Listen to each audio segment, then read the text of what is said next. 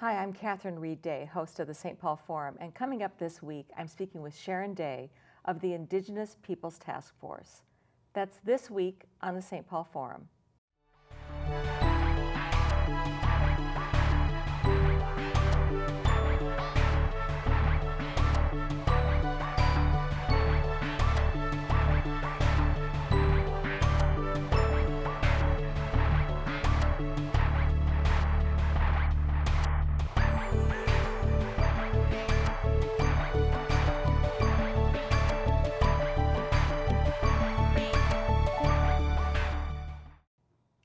Welcome to the St. Paul Forum. I'm Catherine Reid Day, and joining me today is Sharon Day, Executive Director of the Indigenous Peoples Task Force. Welcome, Sharon. Thank you.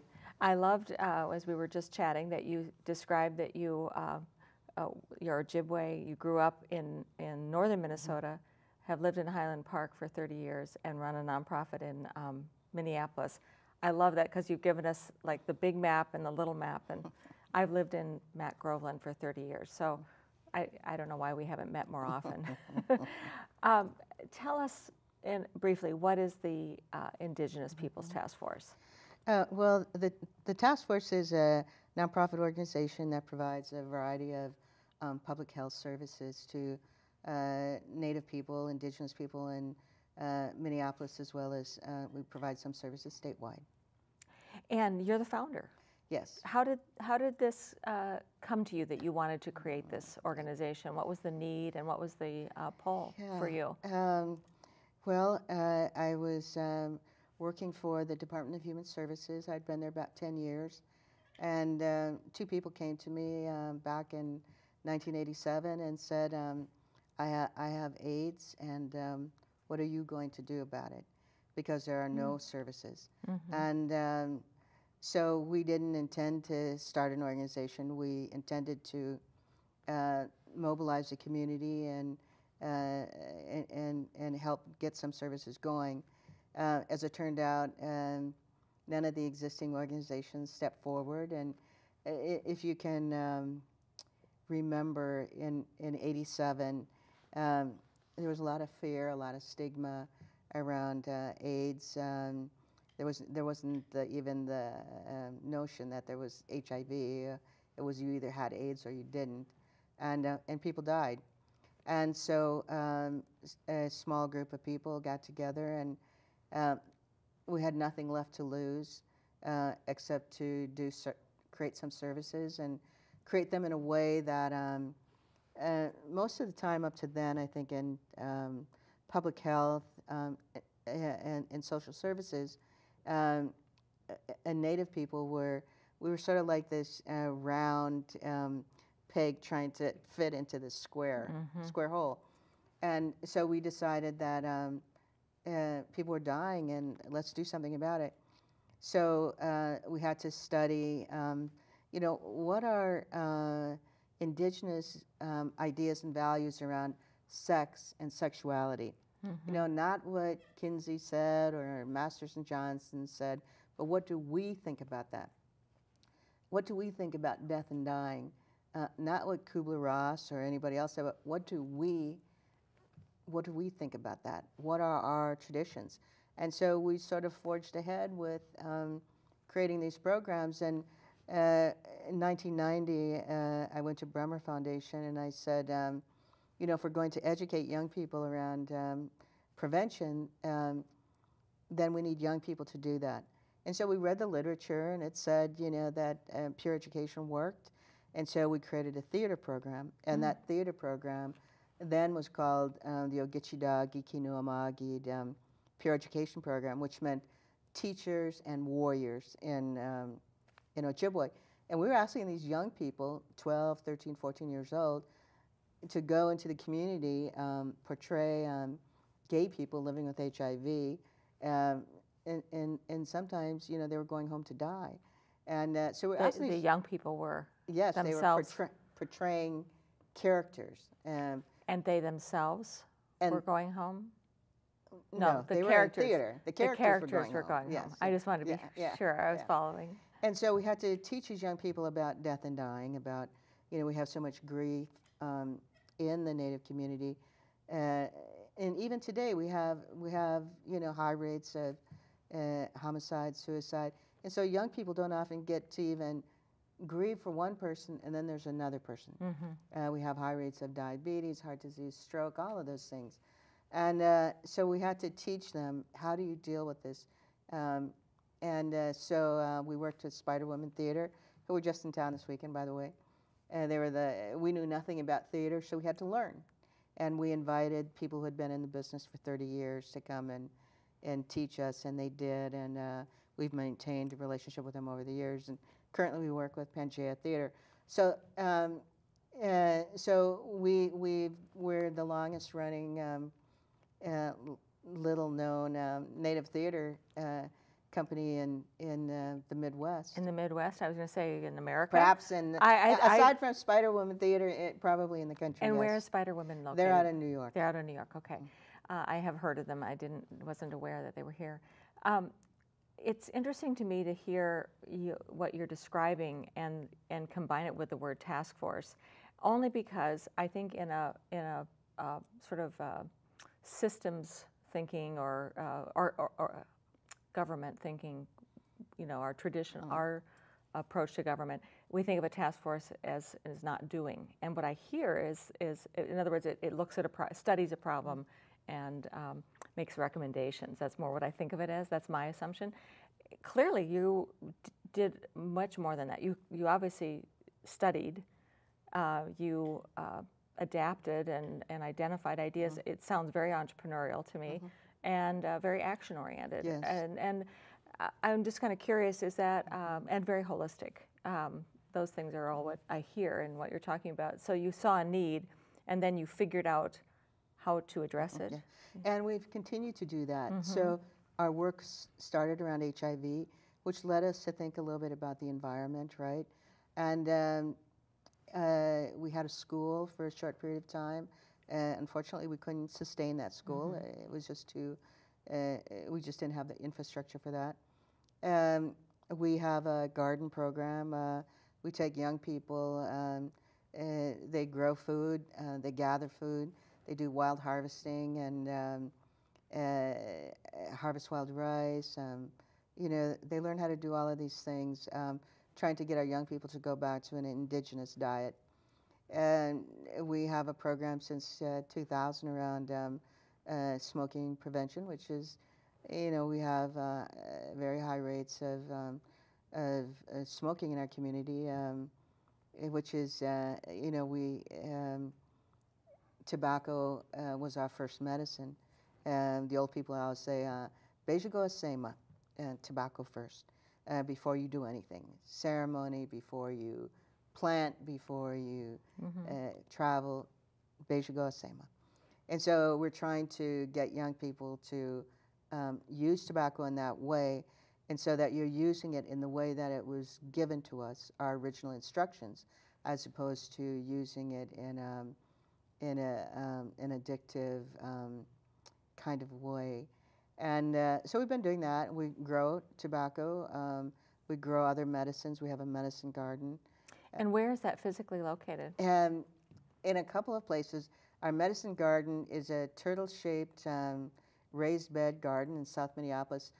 We have a housing complex that we constructed back in the 90s, and the houses are eight-sided dwellings and following kind of traditional native architecture, and they're sort of in a circle, and then in the middle is this open space, and this is where we have our garden. And we're also part of another garden adjacent to us, 24th Street Community Garden.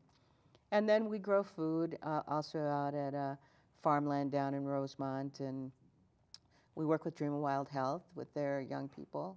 And which is I think it has been on the forum at some point.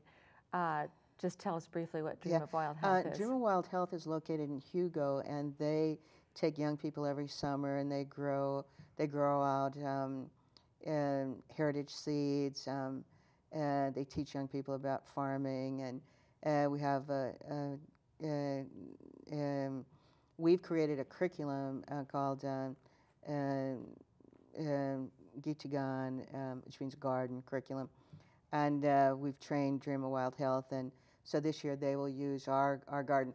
They were more focused on sort of the science of it, and we've brought in more of the cultural teachings around it. And so we have this curriculum. We've trained them, trained people in Shakopee. We've trained people at Leech Lake and Superior on how to use this curriculum, so that you're. It's sort of like this. Like I can plant a seed, and anybody can do that. But coming from like a traditional indigenous framework, I went to elders years ago and I said, how shall I plant a garden? And this is what they said to me. The first plants are for the orphans. The second plants are for the elders. And then the rest of them are for you. So that's a very different concept, right? It's you first plant for the people who you know, children who don't have anybody to take care of them. That's who you plant for first. And then the elders. Mm-hmm. So we take care of our children, we take care of our elders, which wasn't what I was asking them, right? I was asking for some more, exactly how do I plant Three Sisters, corn, bean, and squash garden. But this is what they told me. And that's very different than I'm going to grow food, I'm going to grow food for some commercial aspect. Right. Yeah. It seems to me that what you've just articulated is a very different expression of the seventh generation idea. And but it's very specific in a certain way, and yet, like you said, not what you were expecting. It wasn't the literal, here's how you do it. Why do you think that's important for us to understand and for your own community to embrace and understand? It goes back to like our teachings around, which is incorporated into our Wabanagay, our tobacco prevention cessation curriculum, which is like our 7 grandfather teachings, which are really tell us how to be in the world. You know, those grandfather teachings, they talk to us about how we're to be in the world, and that is to be loving, to be kind, to be generous, to be courageous, to be respectful, to have humility, and missing one. But it's those teachings that are so very important, and that's embedded in that first for the orphans, then the elders, and then for everybody else. Mm-hmm. And my mother tells me, like, when she was, my mother's been gone for some years now, but I tell so many of her stories that people, sometimes my friends say, they feel like they know her. That she's still here. Yes. Mm-hmm. Her father was the mail carrier. So he carried the mail from Orr, Minnesota to Kaptogama. And sometimes he walked, and sometimes he had a wagon. But they also had a farm. And there was only a few of them, 3 children in that family. There was a 4th one who died. In my father's family, there were 10 children. And so my mother said in their garden, they obviously had way more than they needed. And so they always shared with my father's family, where there were so many children. And so I think, you know, these are values that, you know, we're not so in touch with today. But if we were, there would not be a child who was hungry or homeless, or an elder for that matter, mm-hmm. Who was homeless in our community, or who struggled with alcohol or drug addiction, any of those things. We would not have that. Mm-hmm. And so as you bring these all these different programs, it sounds like you weave them into a greater whole, which mm-hmm. is a cultural tradition and some ambition, if you will, around mm-hmm. Reconnecting us yes. to this, because it seems like the larger vision you just expressed is a lack of scarcity, mm-hmm. Or a recognition that there is enough. Mm-hmm. It's just how do we mm-hmm. connect those dots mm-hmm. for each other. As you do your work, you focus a great deal on your own community in the sense of your Ojibwe, the native tradition.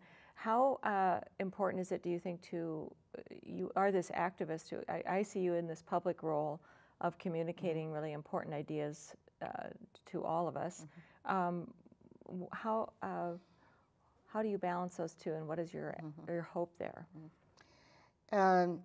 So my first responsibility is to my community and to educate them. And there are many people in my community who haven't had the opportunity to have, these teachings.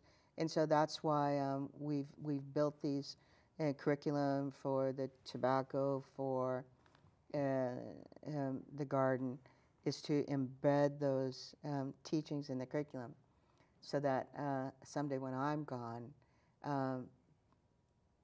it will become a part of the fabric of the organization. And hopefully part of the, as we train people on various reservations how to use our curriculum, it will be embedded in those programs as well. And I just have to say that, I learned these things from my father, from my grandmother, and from a great deal number of spiritual teachers, and some of them who are still here and still part of my life. So these are not things that came out of my head. You're carrying that message for. If you're just joining us, I'm speaking with Sharon Day, the Executive Director of the Indigenous Peoples Task Force.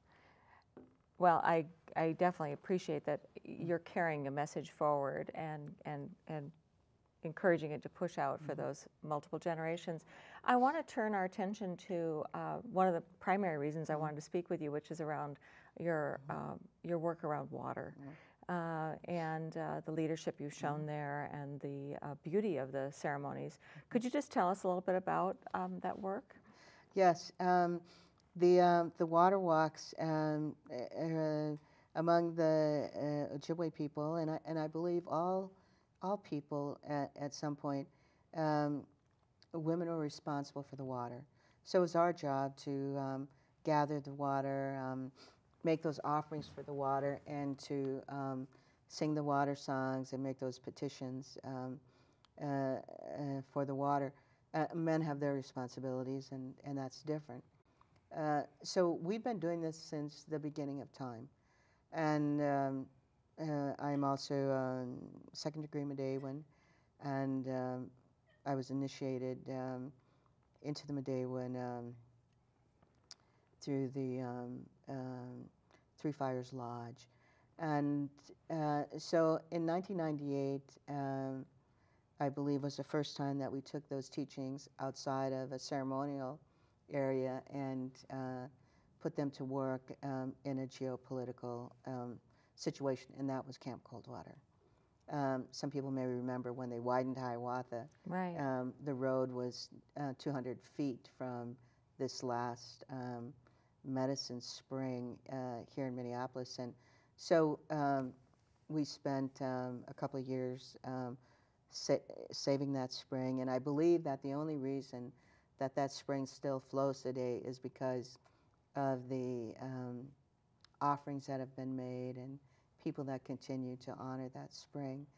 And after that, one of the grandmothers in our lodge, Josephine Mendaman, started,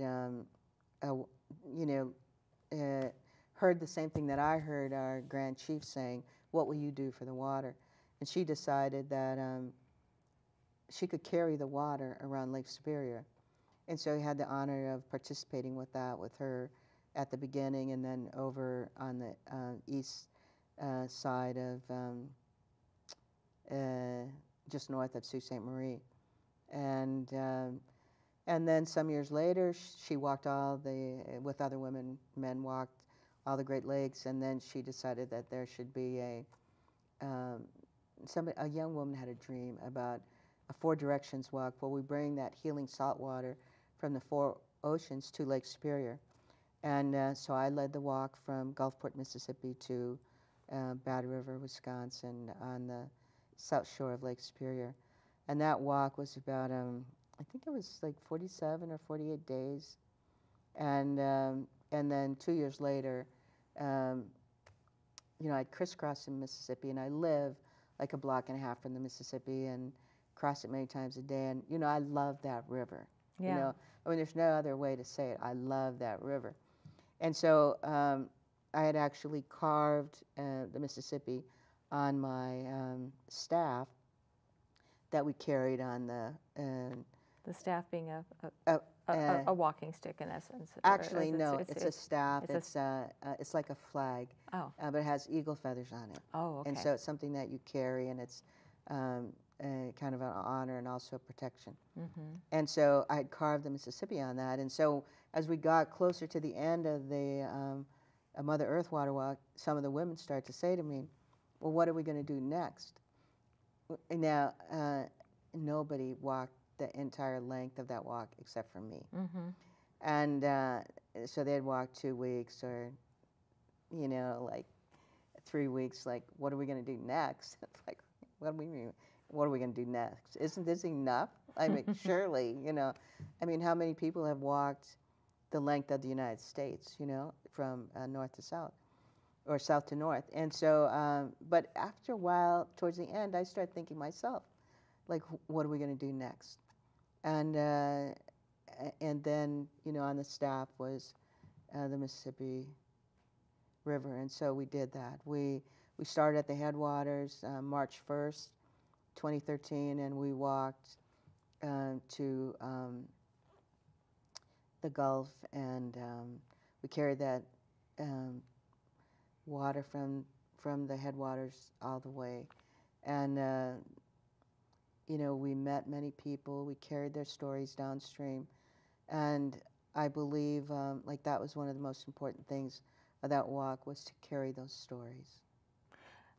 You know, I've seen, I you know, contributed to that walk. I was so moved by what you were doing. I've seen some footage of you walking. I hope we can put a clip up of that. Maybe you'll send us one you prefer. It's a humbling and simple, you know, act, because it's not that simple, obviously. But the simplicity of it, the beauty of it, is so moving. What do people tell you about what it does? What does it do for people? How does it work, if you will? It's I think kind it's of a literal question, but I think it's very transformative, right? Mm-hmm. And so it's for those of us who are Indigenous, it's fulfilling our responsibility to the water, whether you're men or women. And the men, their responsibility is to be there with us and to provide us with support. I think for non-Indigenous people, it's transformative in that they learn how to be quiet. They learn how to, you know, that was very hard for some people, not to have an earbud in their ear and listen to music. I was like, no, this is, you know, when you're carrying that water, you're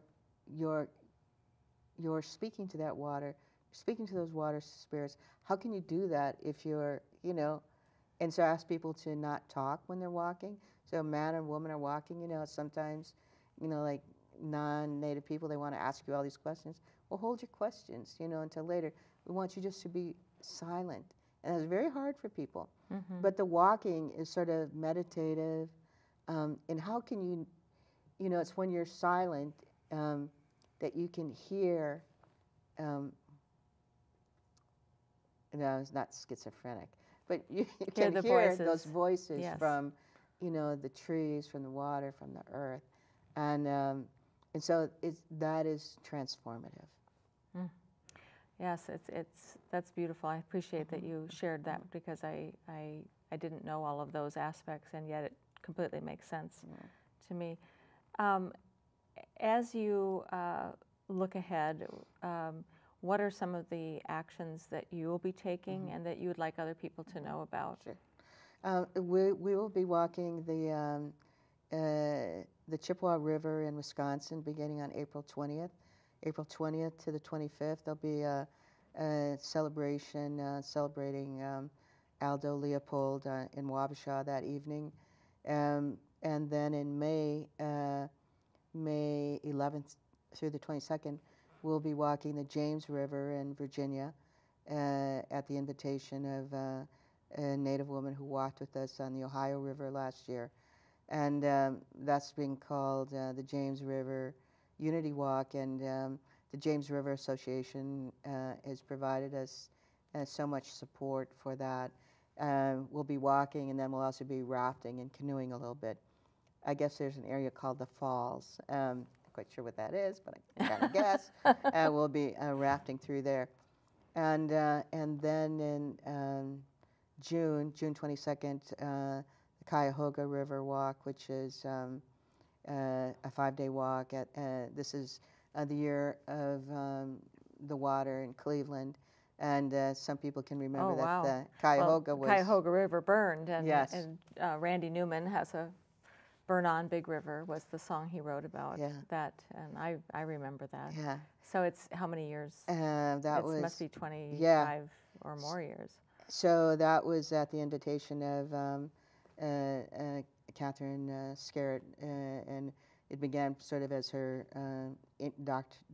doctoral inquiry, and she's gotten all these churches and art organizations to support that. And we're also on this walk, we'll be having 10 young people that we'll be mentoring as we walk, which makes me very, very, very happy. Oh, that's beautiful. And then mentoring them in the practice of the walk. And, yes. Oh, wonderful. Yes. And then from there, I go to Seneca Lake for it's a 4-day walk there, and there, of course, dealing with there's a salt cavern, and LP gas company wants to store LP gas in that salt cavern, and so you know, it's really so it's as ridiculous as you know, the sulfide mining proposal in northern Minnesota, where the water will have to be treated for 500 years. I mean, you know, it's unfathomable. Yes, isn't it is. Yeah. Yeah, we can't be responsible for much. So if you just left us with one last message, what would you encourage our viewers to do, to take action to support the work you do?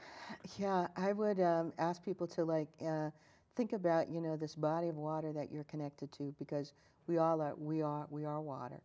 You know, what water are you connected to, and what one thing that you can do for that water. And then beyond that, every time in the morning when you get up, tell the water, thank you. Thank you. Mm-hmm. Bless it. Yes. Well, I will drink to that. Yes. And I thank you so much for joining us today and sharing your story. Thank you for having me. Come join us again next week on the St. Paul Forum.